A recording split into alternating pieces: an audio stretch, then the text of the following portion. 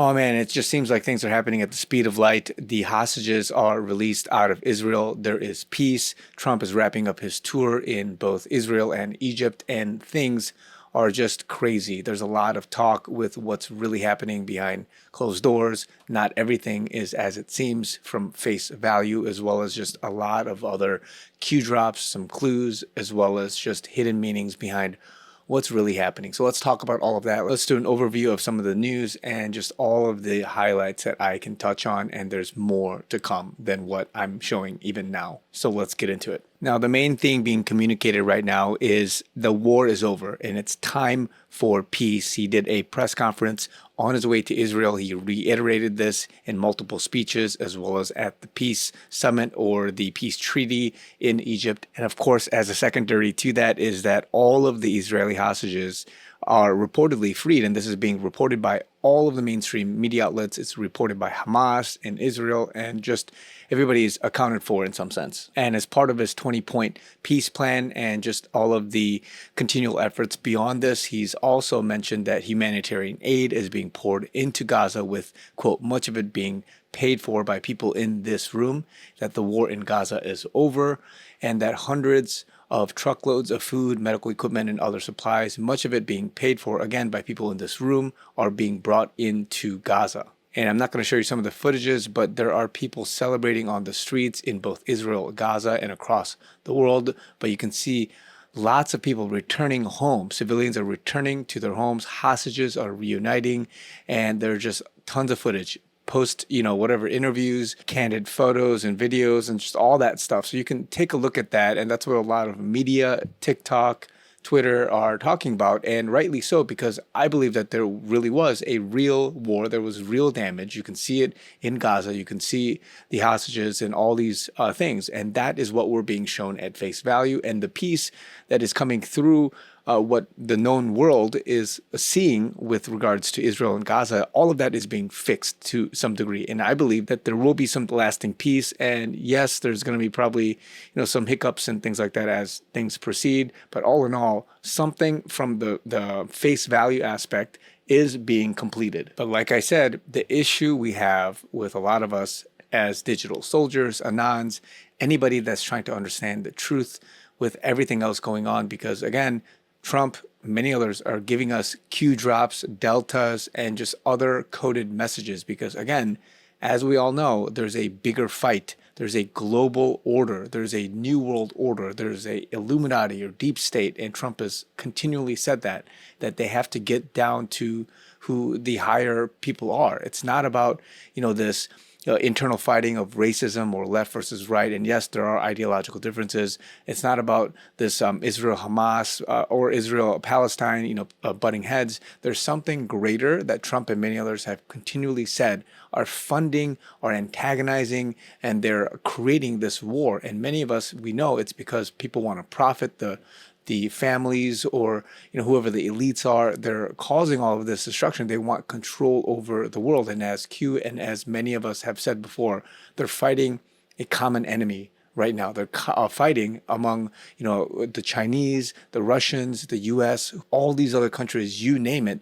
They have been under the iron rule of these families for a very long time. And some of these countries, even from Trump's first term, have been freed of it. And we know that, such as Saudi Arabia, because all these countries, they had something. They had to do something to buy in and to be trapped under their authority. And the war that we're seeing right now, which was their 16-year plan with the left and a lot of the people that have been inserted into government as deep, double agents or whatever you want to call it, and their allegiance is to something not of the U.S. citizens of their own country. And for other countries as well, they're sellouts, whether they are blackmailed or they legitimately love the satanic order or the new world order or whoever it is that they're controlling. So this fight is at that level. And so Trump has said before, they need to dismantle, they have to remove this deep state. So for many of us that talk about it, like myself, it's a white hat versus black hat operation right now. And so the question that many of us are having right now is, what's really going on? Trump has continually talked about the coming storm. He said that you'll find out and that this storm is coming, and many Q drops refer to the storming and giving clues to it and all this stuff. Now, what's interesting is that in his, pre-boarding sort of interview that he did, he was holding an umbrella, and also a broken umbrella at that. Nobody else behind him, none of the officers, Secret Service members, nobody else was holding an umbrella. And many can argue it was windy, or maybe there were some water driplets like across this camera. But all in all, he didn't have to have this umbrella, but he did. And a lot of Anons thinking that this was a signal, another comms about the coming storm. And many people are trying to break down some of that message. Is it gematria, black broken umbrella, 178? Does it have to do with, other things about what a broken umbrella means? Does umbrella mean shadow, a shadow government broken? Is it emergency broadcast? Who knows what it might be? And then again, he was holding this umbrella all the way to the top of the stairs, and then somebody had helped him with that umbrella. Very keen on showcasing the umbrella. During the peace talks, he was very intentional about holding green folders. Now, if you've followed before and you know the significance of red folders, he's always had red folders indicating certain things. And if you know, but green means go, right? So somebody referred to post 2978 about red, green, magic words, and many people believing that this green means go. It's a comms to say all systems go and it's go time. Now, on that flight to Israel, just like with the Charlie Kirk Memorial, many people that track flights, they've seen that the Doomsday plane was flying a little ahead of, I believe, Air Force One, but they were within 2 miles of each other. And this was regarding the Arizona thing. But even here, they were headed to Israel together, and they were just miles apart in some sense. So you can take a look at some of the photos here of the call signs and just other stuff. If you really track some of this stuff, you know what I'm talking about. But it's interesting because Dan Scavino, again, he said, we're wheels up. And where does wheels up come from? Post 3423 says wheels up, flight logs under investigation by FBI DOJ, and then talking about only Anons can fully appreciate, this is coming from 3414, only Anons can appreciate the continued validations, confirmations through covert means in order to maintain structural integrity, and in quotes, series of mathematically impossible coincidences. And again, I've said this before, how many times, and this is Q saying it too, how many times before it becomes mathematically impossible, meaning the Q drops, meaning the deltas and what it represents with regards to all of the comms we're seeing on a daily basis. No doubt Q and Dan Scavino and Trump and all the white hats are communicating through Q to us regarding covert secret messages. And what just happened to Dan Scavino recently, right? He was appointed as the White House Presidential Personnel Office head. That means he's replacing Sergio Gore, and he's also remaining the Deputy Chief of Staff of the Trump administration. So this is announced by Trump just the other day, like literally a day and a half ago. And what's interesting is that he posted this not only on Truth Social, but 17 minutes later. Remember, 17 means Q. An overt way to communicate Q as being real. Trump has done that many times. 17 minutes later, he posted this on X. And what you got to know about Trump is that he doesn't post often on X, right?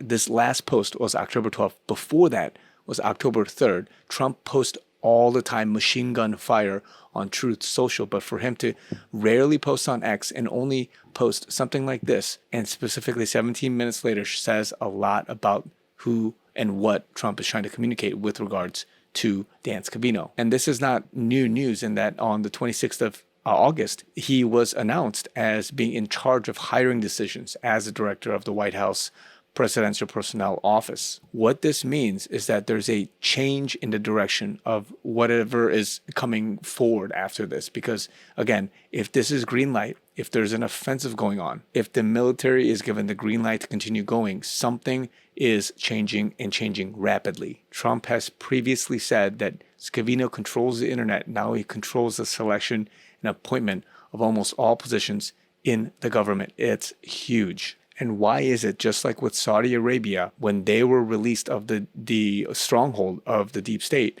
Why is it that they were given the red carpet treatment? Why is it that Dan Scavino was showing the red carpet here, as well as when they were at the peace treaty in Egypt? What was this about? And here there's a post 1258 about the red carpet rollout. Think logically, the world is watching. And then the first line here, shall we tell all the good people watching the day and time? Remember, some of the reactions from the leaders is eye-opening. Listen to what the Prime Minister of Pakistan says about Trump. Today is one of the greatest days in contemporary history because peace has been achieved after untiring efforts led by President Trump, who is genuinely a man of peace, who has relentlessly and untiringly worked throughout these months, day in and day out, to make this world a place to live with peace and prosperity.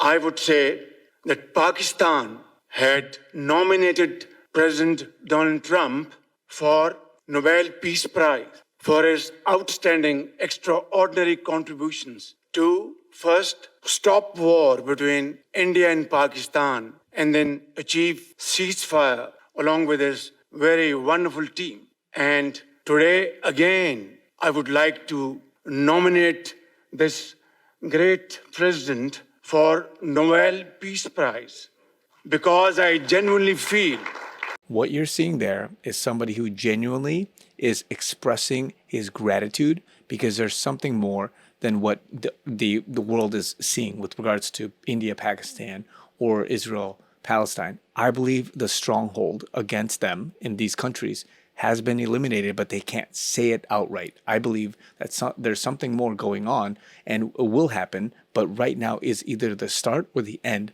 of some of this tyranny with the globalist deep state or whoever, and they are showcasing their gratitude by saying these big things like the Nobel Peace Prize, which, rightfully so, but there's also hidden messages and they can't say it outright or overtly because they could get in trouble or there's other things that would bite them back after all of this. But they're saying this in a lighthearted, digestible way to the world to thank Trump and the White Hats. But there's something more that they are being released of. And the same thing happened with Prince Mohammed bin Salman of Saudi Arabia, the fourth leg when they were released of the stronghold of the deep state. Something more is going on. And one by one, they're saying a lot of different things, right? Egypt's highest state honor, the Order of the Nile, was given to President Trump. Everybody wanted a photo with President Trump from the Middle East, and they are all just talking a storm about peace being here. And they're all here from Qatar, Egypt, Turkey, all these nations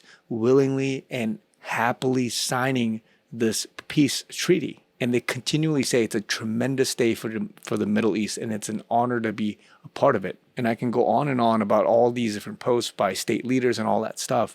But again, yes, Israel, Palestine was a big deal, but there's something more going on. And I just can't put my finger on it just yet. But we are in the middle of something big. And the question that I want to see as we continue to investigate and see what the Anons and others say, what Dan Scavino, Trump, and the White Hat team are continually giving comms about. And I would love to know your thoughts as well below. But are we at the end of the dismantling of the deep state and this whole operation? And of course, there's a lot more that we don't see behind closed doors.